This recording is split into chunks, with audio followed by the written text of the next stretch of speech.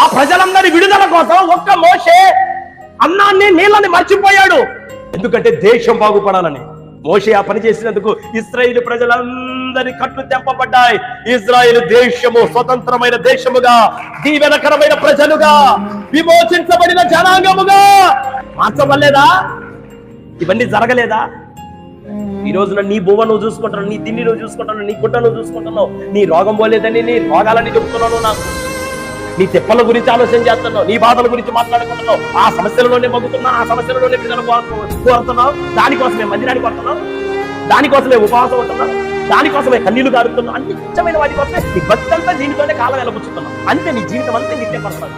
ఒక స్పష్టమైన స్ఫటికమైన crystal clear గా ఈ కాలంలో దేవుడి కొరకు నేను బ్రతకాలన్న తీవ్రత, దేవుడి పక్షమున నేనున్నాను. ఇదిగో నా నిమిత్తం ఎవడు పోతాడు? కోత విస్తారంగా ఉంది, కొంచెం తక్కువ మంది ఉన్నారు.